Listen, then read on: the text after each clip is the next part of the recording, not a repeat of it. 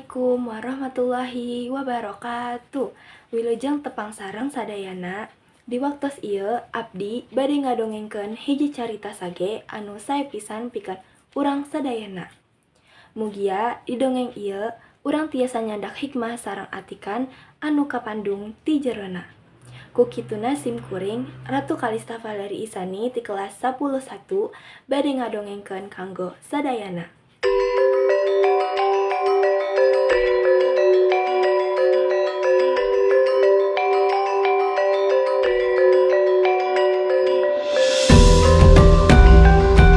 Di Karajaan Galuh anu dipimpin ku Prabu Barmawijaya Kusuma aya dua permaisuri nyaeta Dewi Naganingrum jeung Dewi Panganyep. Duanana sarua keur ngandung dina waktu nu babarengan. Mimiti Dewi Panganyep ngalahirkeun saurang putra nu dingaranan Haryang Banga.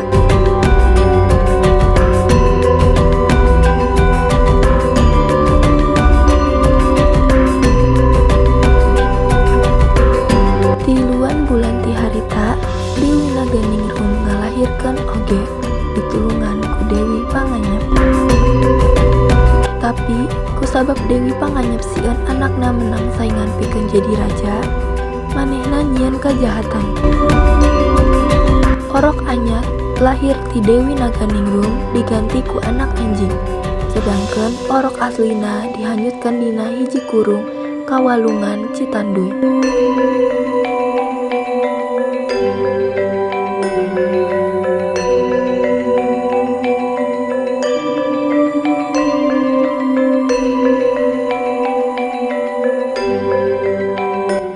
Prabu Barmawijaya nyaho hal eta, anjeunna kacida ambekna tuluy marentahkeun Ki Lengser pikeun maehan Dewi Naganingrum. Tapi Ki Lengser teu tega, tuluy nganterkeun Dewi Naganingrum balik ka lemburna. Tapi anjeunna nyarios ka raja yen anjeunna parantos ngalaksanakeun parentahna.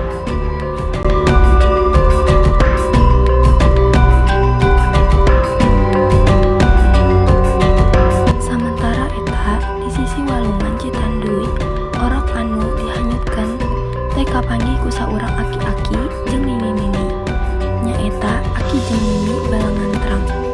Hiji dinten Aki Balangantrang indit ka sisi walungan pikeun ningali bumbu lauk anu dipasangnya.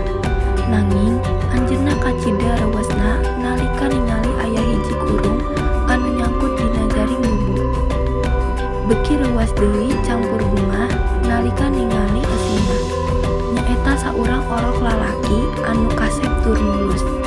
Kurasa bungahna Aki Balangantrang gancang mawa eta kurung ka lemburna nyaeta kampung Geger Sunten.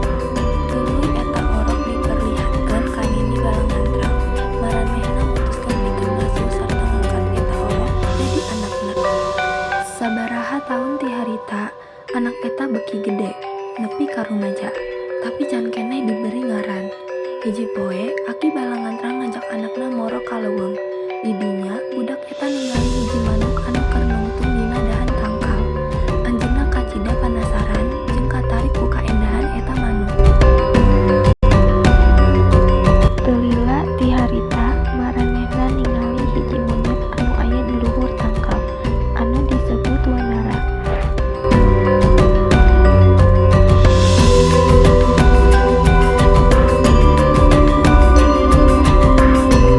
Tuluy dina waktos eta oge Aki tungtungna meureun ngaran Ciung Wanara.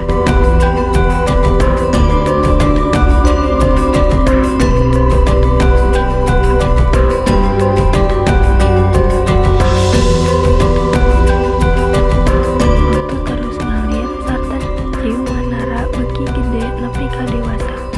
Tuluy anjeunna pamitan ka Aki jeung Nini pikeun indit ka tempat pertapa sakti di Gunung Padang. Sanggeus ngalakonan lalampahan anu cukup jauh, tungtungna Ciung Wanara nepi ka tempat pasaraman Resi Hajar Sukarsi. Ciung Wanara masrahkeun endok titipan Aki Balangantrang ka Resi. tuluy resi nganterkeun eta endog ke tempat persemayaman hiji naga anu ngaranna Naga Wiru. Resi nyuhunkeun supaya eta endog hayam dierem ku eta naga. Sanggeus kitu Ciung Wanara minta izin ka resi pikeun indit norong. Sarta resi nginingan anjeunna. Long Wanara mimiti diajarkeun rupa-rupa ilmu dikjayaan ku para resi.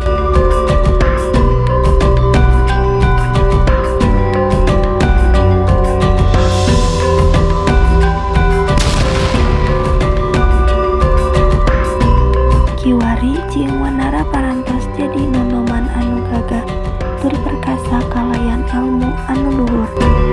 Hiji dinten sang resi marentahkeun ka Ciung Wanara pikeun nyokot endog anu keur dierem ku Naga Wiru. Nalika nepi ka pasir pasemayaman, Ciung Wanara langsung nanyakeun kumaha kaayaan eta endog. Naga Wiru lajeng mintonkeun eta endog. Sarta Ciung Wanara kacida bungana nalika ningali yen eta endog geus netas jadi hayam jalu.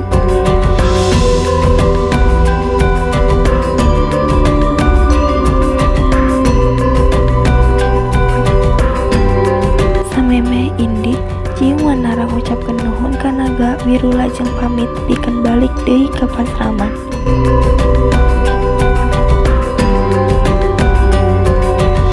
Anggeus nepi deui ka pasraman, Ciung Wanara minta pamit ka guruna pikeun nembongkeun eta hayam leutik ka Aki jeung Nini Balangantrang.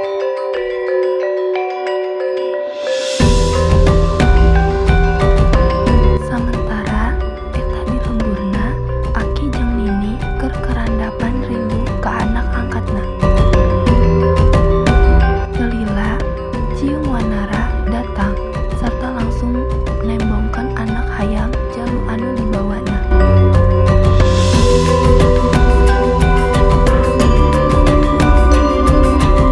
Ayam jagona tuluy diberi ngaran si Jalak Harupat.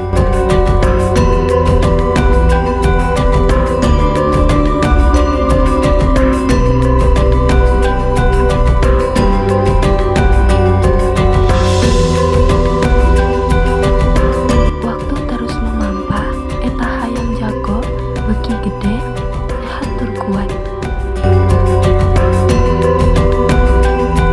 Hiji poe aya saurang warga lembur anu ngadugikeun beja yen Prabu Barma Wijaya Kusuma, Raja Galuh keur ngayakeun sayembara adu hayam.